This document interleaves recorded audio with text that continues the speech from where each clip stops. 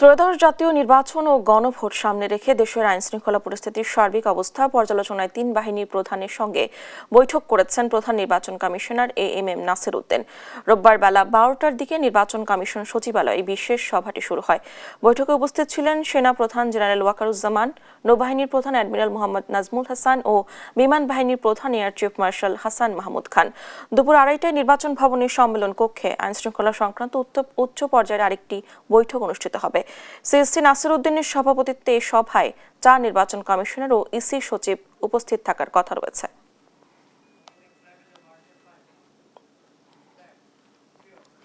দর্শক, নির্বাচন কমিশন সচিবালয়ে রয়েছেন সহকর্মী জুনায়েদ আল হাবিব, সরাসরি যোগ দিচ্ছেন তিনি। জুনায়েদ, তিন বাহিনী প্রধানের সঙ্গে বৈঠকে কি কি বিষয় আলোচনা হয়েছে এই বিষয়ে জানাবেন।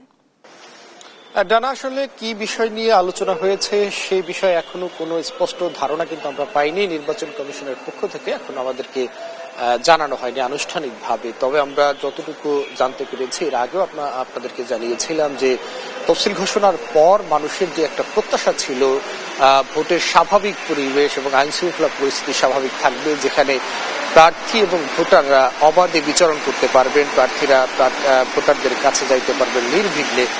তো সেই প্রত্যাশায় কিন্তু কিছুটা হলেও চির ধরেছে, ফাটল ধরেছে। আপনারা জানেন যে ঢাকা 8 আসনের সম্ভাব্য প্রার্থী ছিলেন শরীফ ওসমান হাদী, যাকে সন্ত্রাসী হামলায় গুলিবিদ্ধ অবস্থায় 7 দিন চিকিৎসাধীন থাকা অবস্থায় তিনি শেষ নিঃশ্বাস ত্যাগ করেছেন। এবং তার এই মৃত্যুকে ঘিরে সারা দেশে মানুষের মধ্যে এক ধরনের ক্ষোভ এবং এক ধরনের মানুষের ভিতরে নির্বাচন নিয়ে শঙ্কা তৈরি হয়েছে।